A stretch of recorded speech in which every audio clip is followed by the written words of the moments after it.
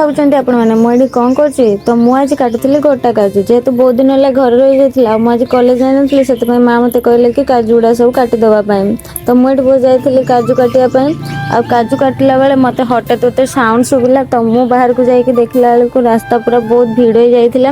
ପାଖକୁ ଯାଇକି ଦେଖିଲା ବେଳକୁ ଗୋଟେ ଲୋକର ଆକ୍ସିଡେଣ୍ଟ ହେଇଯାଇଛି ଆଉ ଆକ୍ସିଡେଣ୍ଟ କେମିତି ହେଲା ପଚାରିବାରୁ ସେମାନେ କହିଲେ କି ଲୋକଟି ମଦ ପିଇକି ସ୍କୁଟି ଚଲାଉଥିଲା ଯେଉଁଥିରେ କି ଇନବାଲାନ୍ସ ହେଇକି ତାର ମାନେ ଆକ୍ସିଡେଣ୍ଟ ହେଇଯାଇଛି।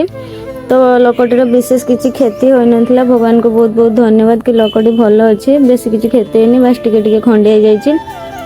ଦୟାକରି ଯେଉଁମାନେ ଏମିତି ମଦ ପିଇକି ବାଇକ୍ ଚଲାଉଛନ୍ତି ସେମାନେ ମଦ ପିଅନ୍ତୁ ନାହିଁ। ମଦ ଗାଡ଼ି ଚଲାଇଲା ବେଳେ ହେଲମେଟ୍ ପିନ୍ଧନ୍ତୁ ଯାହାଦ୍ୱାରା ନିଜେ ସୁରକ୍ଷିତ ରହିବା ସହିତ ଅନ୍ୟମାନେ ବି ସୁରକ୍ଷିତ ରହିବେ। ଆଉ ବାଇକ୍ର ଅବସ୍ଥା ବି ଆପଣମାନେ ଦେଖିପାରୁଥିବେ, ତାର ଗୋଟେ ପଟ ମିରର ବି ଭାଙ୍ଗି ଯାଇଛି ଆଉ ବାଇକ୍ଟା ବହୁତ ଜୋରରେ ସ୍କ୍ରାଚ୍ ହେଇଯାଇଛି। ଆପଣମାନଙ୍କୁ ମୋ କଥାଟି ଯଦି ଭଲ ଲାଗିଥାଏ ତାହେଲେ ଆପଣମାନେ ମୋତେ କମେଣ୍ଟରେ ନିଶ୍ଚୟ କହିବେ। ରହିଲି, ଜୟ ଶ୍ରୀ ଜଗନ୍ନାଥ।